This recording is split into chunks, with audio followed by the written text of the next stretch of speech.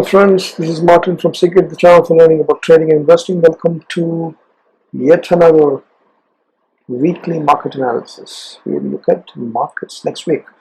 We will look at how the Nifty moves, how the markets moved, how the indices moved in the last week, and look forward to how we can plan for the next week. And this is analysis for November 15th, Monday, 2021, day after tomorrow. The week starting from there. So if you're not subscribed, subscribe and share to your friends and colleagues so that you all benefit. Thank you so much. So without wasting time, let's get into see what the price actions and the patterns are saying. So this is 50 on the left side, weekly candle, and this is Banknifty on the right side, the weekly candle. So what does really happen? We have a hammer. So this is what you see, a hammer with a wick long enough showing that there is a bullish presence. Banknifty, it's a bearish candle, open is to high, does not gone above the open of that in the close. So it's a clear bearish trend, bearish candle pattern that you can see on the Banknifty, while it's a bullish pattern that you see on the. So there was a 1% move up that happened, and it was a V-shaped recovery that happened on the Nifty. Look at this. This is Bank, this is the right side, this is Nifty. So you can see that this is Monday, Tuesday, Wednesday, Thursday, Friday. So V-shaped move is what you can see. And Banknifty, it was clear downtrend, right? Monday, Tuesday, Wednesday, Thursday, Friday. Clear downtrend that you can see. And Banknifty gave up 2% fall, and it's an open high candle, right? Open in the high of the candles. The same, so it gets its variation. And 5 days it is trending down. While here it is V-shape and 5 days moving up. That means 5 days of recovery, right? Half of them down and half of them up. Then Nifty candle, if you see, it's bullish. This is a daily candle, right? Right side you see Nifty. Here you have a bullish wide range candle. Here we have a doji inside bar, which is kind of consolidation of indecisiveness. This is clear bullishness on the Nifty. So Banknifty latest candle is in this doji, while that other one Nifty is daily candle is bullish. Okay? Weekly we already seen.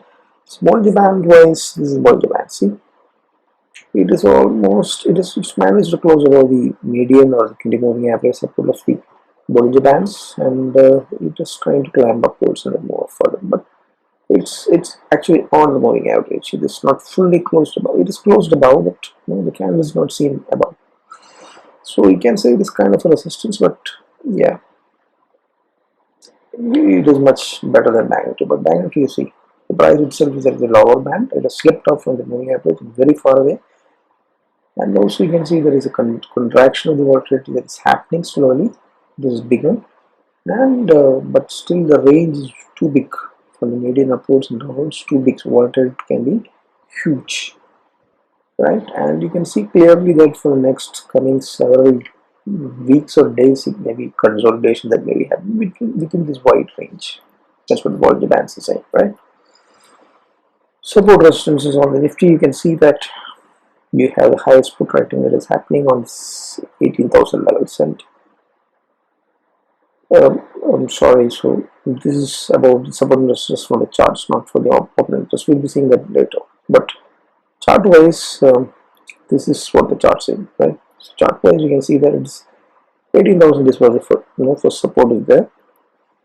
It's better to see from here. So 79.50, 18,000. This is where the immediate support is there. If that is broken, you have 17,800 to 17,850 support. And if that is broken, you have 17,600 to 7650. On the upside, you have the resistance where it is currently at resistance 18,125. 18,100 is the resistance, and after that you have 18,400, 18,350. That level is the resistance, and above that you have the all-time high of 18,600 resistance. It's on Nifty. And Banknifty, you see, you currently it is at a support zone. You can say it's 38,350, 38,400. That's the support zone immediately. If that is broken, you have 38,000, 8,100 that level. If that is broken, you have 37,700, 37,800, which is very close to the 38 Fibonacci retracement. And on the upside, you have resistance at 39,000 nearby levels, which is 39,000 retracement level, and if that is taken away, then you have 39,300, 39,500, and if that is taken, it is 40,000 to 40,200, and then the 41,400 levels, and after that you have 41,800 levels. So all previous resistances, right? Previous support, some of them, which would have been previous swing low, some of them. So that's clearly what it is, right?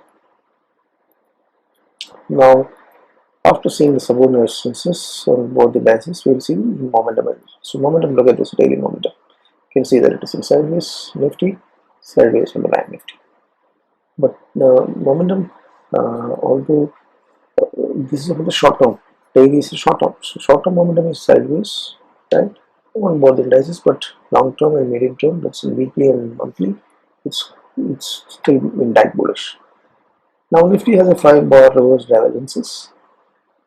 Bank Nifty also has that, but it's slightly diluted. You can see that the price is moving up and the momentum is coming down. They are the same momentum. Price is moving up, momentum is coming down. But yeah, so this is work in progress, and Nifty has moved up, so it shows that the bullish reverse momentum divergence is working in progress. But here, Bank Nifty, there was some bullish reverse momentum divergence, but it failed, and it failed because it was diluted because of bearish momentum on the top. So the price is falling, and the momentum also is falling. So, but you cannot. Yeah, so it's kind of negated this bullish reverse divergence. This bullish reverse divergence that you see is negated on the Bank Nifty, but Nifty still has a valid weekly bullish reverse divergence, which is in progress, you can say. Trend wise, if you see the ADX indicated trend, you can see that DMA 90 is dominating, DMA 90 is dominating, Nifty and the Bank Nifty both, right? And it is heading towards a crossover probably, but Bank Nifty is heading apart, not towards, right? So that also shows that bullishness is bearishness is reducing in the short term on the Nifty, but bullishness is increasing in the short term on the Nifty. But the interesting is that the strength of the trend has turned a U-turn and it's heading up rising. But for the Nifty, the trend is falling down. Trend strength is increasing in Bank Nifty. Same is the case with the weekly also in Bank Nifty. The trend strength is rising, right? And weekly anyway it is in the bullish zones. But this chart is that of the daily, where you're seeing both are bearish, but strength of the trend is seen more in the Bank Nifty, right?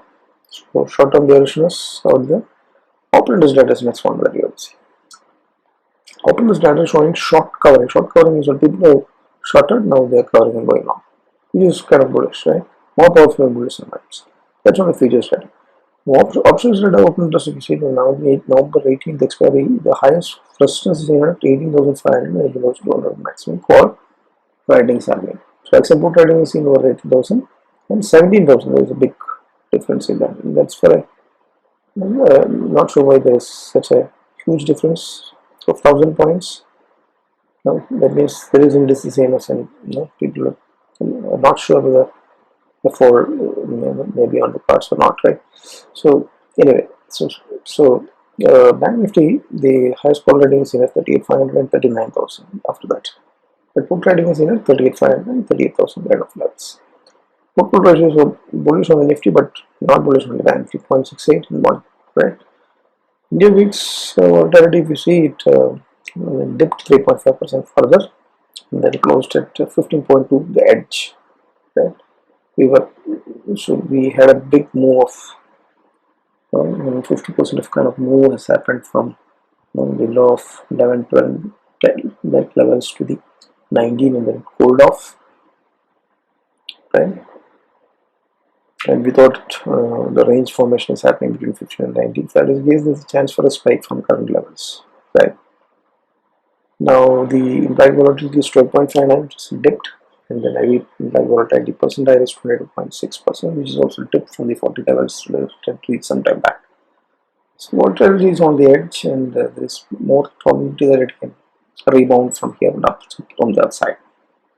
With the, or else we may be forming a different range, because right now we are in that 15 to 19 range, right? Open interest we already seen below, right? Highest put writing 18,000, highest call writing 18,500. So 18,000 and 18,500 is probably where the if market is going bullish, that way where the action is happening. But if market is going giving up 18,000 once again, the action may be on the downside till 17,000 can go. Bank Nifty 38,500 to 38,500.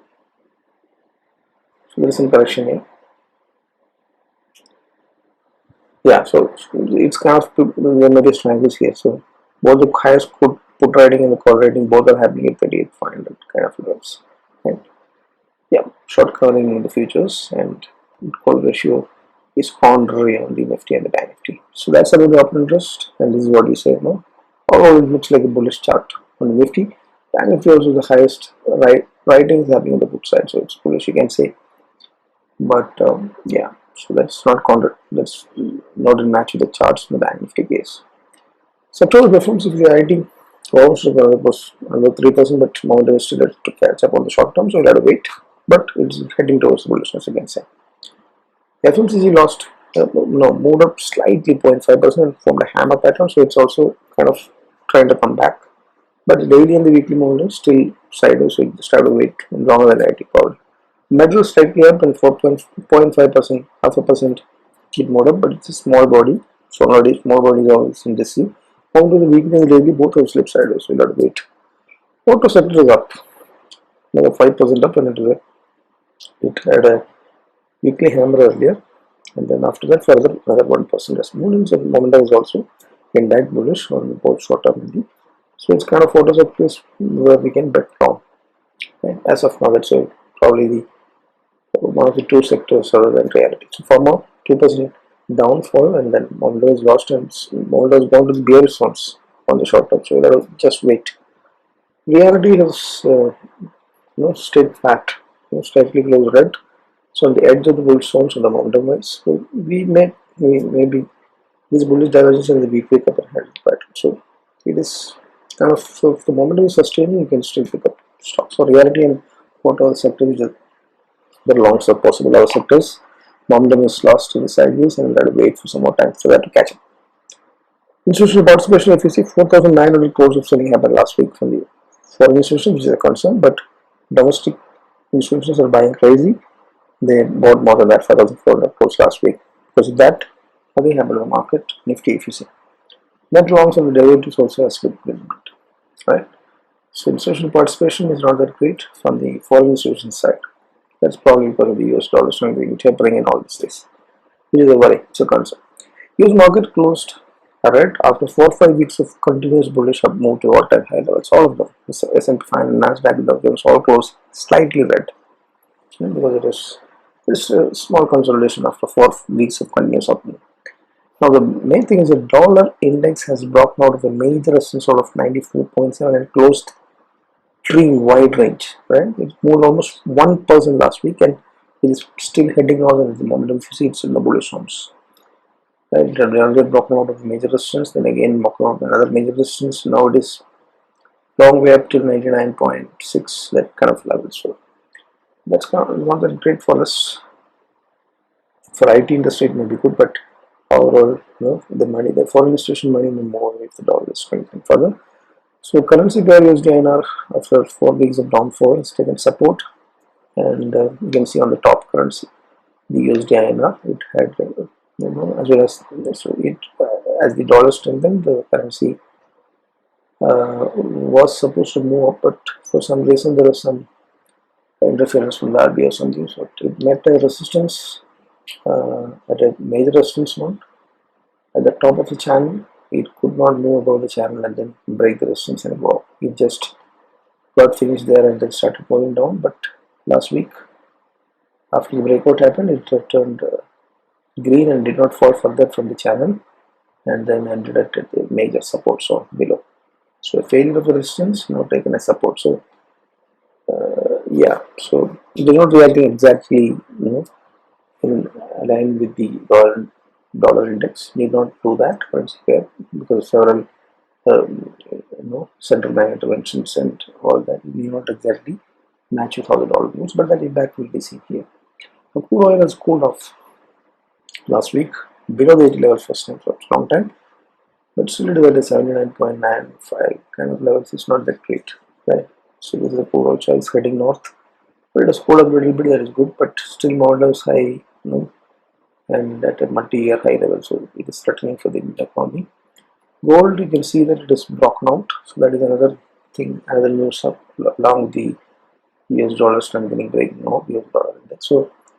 Um, so this gold has broken out from the channel, which is a cup and handle patterns handle, and it is now heading towards another major resistance zone at 1876 to 19,017, that kind of level. So whether it will go beyond that, we don't know, but it has been showing consolidating around this support zone for a long time, and it has, even once it slipped, once or twice it slipped, and every time it slipped, it bounces back to this support zone. So this seems to be a very good support zone, and it is showing every bullish symptoms. Momentum also has climbed to the bullish zone, right? So gold is bullish. Now, two stocks for the next week. One is Interglobe Aviation, Indigo Airlines. So this is a inverse cup and handle pattern, so broken out on a weekly basis, and it is, if this cup and handle it's head and shoulder, actually, sorry, it's not cup and handle, it's a head and shoulder pattern, just broken out inverse head and shoulder.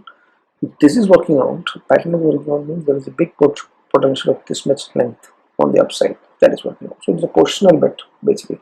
Founder is good, volumes are great, and one is good on all time frames, trend is also good on all time frame ideas, right? Right side you have Mahindra. There is some positive news in the auto. Auto is picking up, it is bullish. Mahindra has some good news in the EV space, good volumes, good momentum. It has done a range shift from sideways to the bullishness. ADX trend is bullish on all time frames. So just that you have to take the trade only if it closes above this. So it is a positional bet again, right? So next week that close above this high happens or not, we'll have to keep in watch. So this is the watch list item where entry can be made on the daily time frame anytime it crosses above this neckline of the rounding pattern. So this is the index trade on the options with good probability and wide range of just 4 days of trade. One, it's a short week, 19th holiday Friday. Yeah, so 17, 700, 18, so 18,500 may not work out this next 4 days, may not happen. So we can get that credit, and 17 market may not fall off below 17,700. So that's a view. So it's a good bet. So position sizing as per the capital size. This is only one lot payoff diagram that is given here. So that's actionable. And a wrap up, Nifty has made a V-shaped recovery once again, the hammer on the weekly. So 18K is conquered back.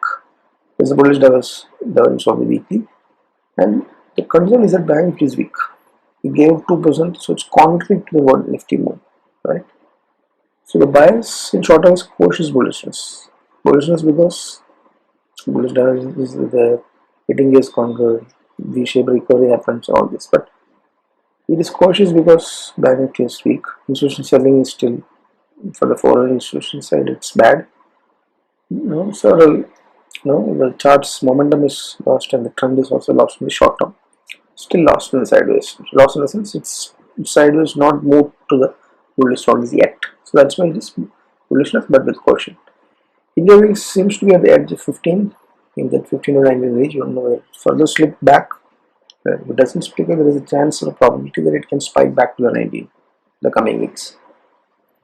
Right, so volatile counter spreads can work out, and double counter spreads, hedge strategies can work out, bank flies can work out on all this 15 to 19 that range, 15 to 20 kind of range. All these strategies, option strategies can work out.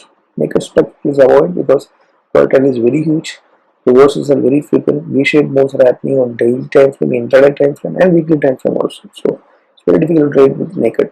Right? Always you have to reduce your risk and have risk-defined strategies that you have to trade. The Bollinger Bands are clearly showing a short-term consolidation. Short-term is it could be several weeks before contraction has started, and then the market up move is reduced to has turned sideways clearly. Now, how long it will sustain? Maybe days or weeks, you never know. You'll have to keep watching the Bollinger Bands from whether it is giving any signal of moving upwards or not, right? But so high could be highly volatile also. So be careful and cautious on that.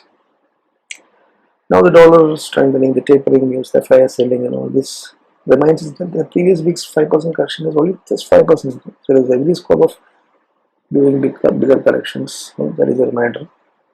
Right? So we are very cautiously bullish on the position, and you will be aware of when to get out and what support and resistance levels based on what entry that you made is valid for you. Right?